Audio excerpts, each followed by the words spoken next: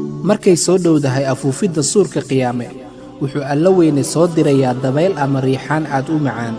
wuxuuna riixaasi alla weyne amrayaa inaysan kaga tegin dunida dusheeda qof qalbigiisa ay ku jirto wax yar oo iimaan ah oo la eg quraansho maxaa yeelay marka ay qiyaamaha dhacayso waxaa iskugu soo haraya dunida inta ugu dullisan uguna sharta badan qalqiga uu alla abuuray oo idil intaasi kadib wuxuu alla weyne malagga israafiil amrayaa inuu afuufo suurka koowaad waxaase markaasi dhimanaya wixii dhulka iyo cirka ku sugnaa intuu alla weyne doona mooye sidaasina waxay dunida ahaan doontaa 40 sano oo kaamil ah korkeeda kuma sugnaan doono qof nool wallaahi kuma sugnaan doono korkeeda jinni iyo insi iyo malagba ilaa aan ka ahayn alla weyne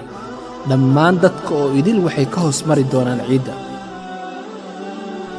ma jiri doonto maalintaasi maraykan ruush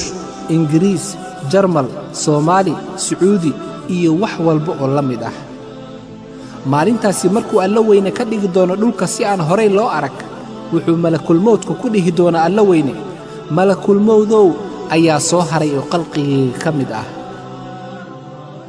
insaankii waa ay dhinteen rabbigaygiyow jinnigiina waa ay dhinteen dhammaantood malaa'igtiina waa ay dhinteen rabbiyow dhammaantood waa ay dhinteen malaa'igtii insigii iyo jinnigii iyo wax waliba oo cirka iyo dhulka ku sugnaa waa ay dhiman doonaan maalintaasi ilaa aan ka ahayn malakulmowd markaasuu alla weyne weyddiin doonaa malakulmowd ayaa soo haray oo qalqigayga ka mid ah wuxuu dhihi doonaa ilaahayow allow waxaa soo haray jibriil mikaa'iil israafiil iyo weliba aniga addoonkaaga ah hortaada taagan markaasuu alla weyne ku dhihi doonaa malakulmowd ka qaad nafta jibriil malakulmowdow markaasuu ka qaadi doonaa markaasuu alla weyne ku dhihi doonaa yaa soo haray markaasuu ku dhihi doonaa mikaa'iil iyo israafiil iyo aniga addoonkaaga ah markaasuu alla weyne ku dhihi doonaa ka qaad nafta mikaa'iil malakulmowdow markaasuu ka qaadi doonaa markaasuu alla weyne haddana wuxuu ku dhihi doonaa ka qaad israafiil nafta malakulmowdow markaasuu haddana ka qaadi doonaa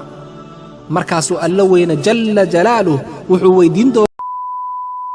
iska shaqaysanayna adduunyada waa dadaalaynaa laakiin safar baa soo socda lama filaana aan idhaahda ee aan la ogayn goortuu iman doono ogeysiisna aan lahayn soo noqodna aan lahayn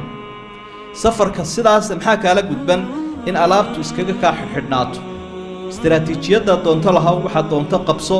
dowlad iyo dal waxaad doonayso dhis laakiin dardaarankaaguna ha kuu qornaado dayntana iska bix dulmigana iska reeb iskana diyaargarow ilaan iminkaa lagu soo heli karaa oo lagu qaban karaa taasaa inala gudban dhammaanteed